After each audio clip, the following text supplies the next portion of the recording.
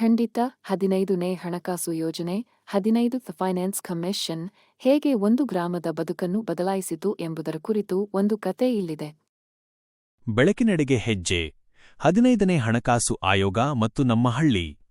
ಕರ್ನಾಟಕದ ಮುದ್ರಣಕಾಶಿ ಎಂದೇ ಹೆಸರುವಾಸಿಯಾದ ಗದಗ ಜಿಲ್ಲೆಯ ಒಂದು ಗ್ರಾಮದಲ್ಲಿ ಬದುಕು ಕಷ್ಟಗಳಿಂದ ಕೂಡಿತ್ತು. ಸುಮಾರು 150 ಮನೆಗಳಿದ್ದ ಈ ಗ್ರಾಮಕ್ಕೆ ಸರಿಯಾದ ರಸ್ತೆಗಳಿರಲಿಲ್ಲ.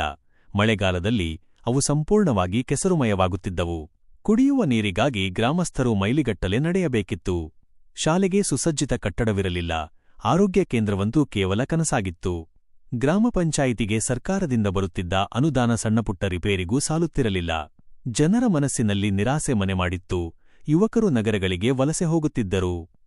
ಒಂದು ದಿನ ಪಂಚಾಯಿತಿ ಸದಸ್ಯ ಹನುಮಂತಪ್ಪನವರಿಗೆ ಪಂಚಾಯಿತಿ ಅಭಿವೃದ್ಧಿ ಅಧಿಕಾರಿಯವರು ಪಿಡಿಒ 15ನೇ ಹಣಕಾಸು ಆಯೋಗದ ಬಗ್ಗೆ ಮಾಹಿತಿ ನೀಡಿದರು. ಈ ಬಾರಿ ನಮ್ಮ ಪಂಚಾಯಿತಿಗೆ ಹೆಚ್ಚು ಅನುದಾನ ಬರುವ ಸಾಧ್ಯತೆಯಿದೆ. ಆದರೆ ಅದನ್ನು ಹೇಗೆ ಬಳಸಬೇಕು ಎಂಬುದನ್ನು ಗ್ರಾಮಸಭೆಯಲ್ಲಿ ನಿರ್ಧರಿಸಿ ಯೋಜನೆಯನ್ನು ಸಿದ್ಧಪಡಿಸಬೇಕು ಎಂದು ತಿಳಿಸಿದರು.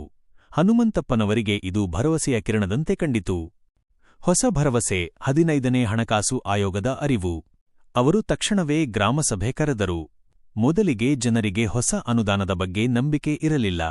ಪ್ರತಿ ಬಾರಿ ಹೇಳೋದೇ ಇದೆ, ಬರುತ್ತೆ ಅಂತಾರೆ, ಏನೂ ಬರಲ್ಲ ಎಂದು ಕೆಲವರು ಅಸಡ್ಡೆ ತೋರಿದರು. ಆದರೆ ಹನುಮಂತಪ್ಪ ಬಿಡಲಿಲ್ಲ. 15ನೇ ಹಣಕಾಸು ಆಯೋಗವು ಕೇಂದ್ರ ಸರ್ಕಾರದಿಂದ ರಾಜ್ಯಗಳಿಗೆ ಮತ್ತು ರಾಜ್ಯಗಳಿಂದ ಸ್ಥಳೀಯ ಸಂಸ್ಥೆಗಳಿಗೆ, ಅಂದರೆ ನಮ್ಮಂತಹ ಗ್ರಾಮ ಪಂಚಾಯಿತಿಗಳಿಗೆ ಮೂಲಭೂತ ಸೌಕರ್ಯಗಳ ಅಭಿವೃದ್ಧಿಗಾಗಿ ಹೆಚ್ಚಿನ ಹಣ ನೀಡುವ ಮಹತ್ವದ ಯೋಜನೆಯಾಗಿದೆ ಎಂದು ವಿವರಿಸಿದರು. ಕುಡಿಯುವ ನೀರು, ನೈರ್ಮಲ್ಯ, ರಸ್ತೆಗಳು, ಆರೋಗ್ಯ, ಶಿಕ್ಷಣ ಇಂತಹ ಪ್ರಮುಖ ಕ್ಷೇತ್ರಗಳಿಗೆ ಒತ್ತು ನೀಡಲು ಹಣ ಬರುತ್ತದೆ ಎಂದು ಮನವರಿಕೆ ಮಾಡಿಕೊಟ್ಟರು. ಜನರ ಭಾಗವಹಿಸುವಿಕೆ ಮುಖ್ಯ ಎಂದು ಅರಿತಿದ್ದ ಹನುಮಂತಪ್ಪ ಪ್ರತಿ ಮನೆಗೂ ಭೇಟಿ ನೀಡಿದರು, ಪ್ರತಿ ಸಮಸ್ಯೆಗೂ ಕಿವಿಗೊಟ್ಟರು. ಕೊನೆಗೆ ಗ್ರಾಮಸಭೆಯಲ್ಲಿ ಒಂದು ಮಹತ್ವದ ನಿರ್ಧಾರ ಕೈಗೊಳ್ಳಲಾಯಿತು. ಕುಡಿಯುವ ನೀರಿನ ಸಮಸ್ಯೆ ನಿವಾರಣೆ, ಎಲ್ಲ ಮನೆಗಳಿಗೆ ನಲ್ಲಿ ನೀರು ತಲುಪಿಸುವ ಯೋಜನೆ. ರಸ್ತೆಗಳ ಅಭಿವೃದ್ಧಿ, ಹಳ್ಳಿಯ ಮುಖ್ಯ ರಸ್ತೆಗಳನ್ನು ಸಿಮೆಂಟ್ ರಸ್ತೆಗಳಾಗಿ ಪರಿವರ್ತಿಸುವುದು ಮತ್ತು ಒಳ ರಸ್ತೆಗಳನ್ನು ಸುಧಾರಿಸುವುದು. ನೈರ್ಮಲ್ಯ ಸುಧಾರಣೆ, ಪ್ರತಿ ಮನೆಗೂ ಶೌಚಾಲಯ ನಿರ್ಮಾಣ ಮತ್ತು ಘನ ತ್ಯಾಜ್ಯ ವಿಲೇವಾರಿ ಘಟಕ ಸ್ಥಾಪನೆ. ಪ್ರಾಥಮಿಕ ಆರೋಗ್ಯ ಕೇಂದ್ರ, ಸಣ್ಣದಾದ ಒಂದು ಆರೋಗ್ಯ ಕೇಂದ್ರವನ್ನು ಸ್ಥಾಪಿಸುವುದು. ಶಾಲಾ ಕಟ್ಟಡ ನವೀಕರಣ, ಹಳೆಯ ಶಾಲಾ ಕಟ್ಟಡವನ್ನು ದುರಸ್ತಿಪಡಿಸಿ ಹೊಸ ಕೊಠಡಿಗಳನ್ನು ಸೇರಿಸುವುದು. ಯೋಜನೆಯ ಅನುಷ್ಠಾನ ಮತ್ತು ಗ್ರಾಮದ ಬದಲಾವಣೆ. ಯೋಜನೆಗಳು ಸಿದ್ಧವಾಗಿ ಸರ್ಕಾರಕ್ಕೆ ಕಳುಹಿಸಲಾಯಿತು. ಕೆಲವೇ ತಿಂಗಳುಗಳಲ್ಲಿ ಗ್ರಾಮ ಪಂಚಾಯಿತಿಯ ಖಾತೆಗೆ 15ನೇ ಹಣಕಾಸು ಆಯೋಗದ ಅನುದಾನ ಹರಿದುಬಂತು. ಅದು ಸಣ್ಣ ಮೊತ್ತವಾಗಿರಲಿಲ್ಲ. ಗ್ರಾಮದ ಅಭಿವೃದ್ಧಿಗೆ ಸಾಕಾಗುವಷ್ಟು ಹಣ ಬಂದಿತ್ತು. ಮೊದಲಿಗೆ ನೀರಿನ ಯೋಜನೆ ಶುರುವಾಯಿತು. ಹೊಸ ಪೈಪ್ಲೈನ್ಗಳು ಹಾದು ಪ್ರತಿ ಮನೆಗೂ ನಲ್ಲಿ ನೀರು ತಲುಪಿತು. ಇದು ಮಹಿಳೆಯರಿಗೆ ದೊಡ್ಡ ನೆಮ್ಮದಿ ನೀಡಿತು. ನಂತರ ಹಳೆಯ ಮಣ್ಣಿನ ರಸ್ತೆಗಳು ಸಿಮೆಂಟ್ ರಸ್ತೆಗಳಾಗಿ ಮಾರ್ಪಟ್ಟವು. ಮಳೆಗಾಲದಲ್ಲೂ ವಾಹನಗಳು ಸುಲಭವಾಗಿ ಸಂಚರಿಸಲು ಸಾಧ್ಯವಾಯಿತು. ಸ್ವಚ್ಛತೆಗೆ ಒತ್ತು ನೀಡಲಾಯಿತು. ಎಲ್ಲೆಡೆ ಶೌಚಾಲಯಗಳು ನಿರ್ಮಾಣಗೊಂಡವು. ಗ್ರಾಮದ ಹೊರಗೆ ಘನ ತ್ಯಾಜ್ಯ ವಿಲೇವಾರಿ ಘಟಕ ಸ್ಥಾಪನೆಯಾದ್ದರಿಂದ ಹಳ್ಳಿ ಸ್ವಚ್ಛವಾಗಿ ಕಾಣಲು ಶುರುವಾಯಿತು.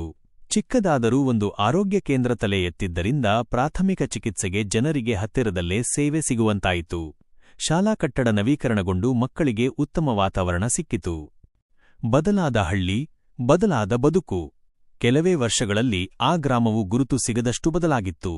ಜನರು ನಗರಗಳಿಗೆ ವಲಸೆ ಹೋಗುವುದನ್ನು ನಿಲ್ಲಿಸಿದರೂ ಹೊಸ ವ್ಯಾಪಾರಗಳು ಆರಂಭವಾದವು.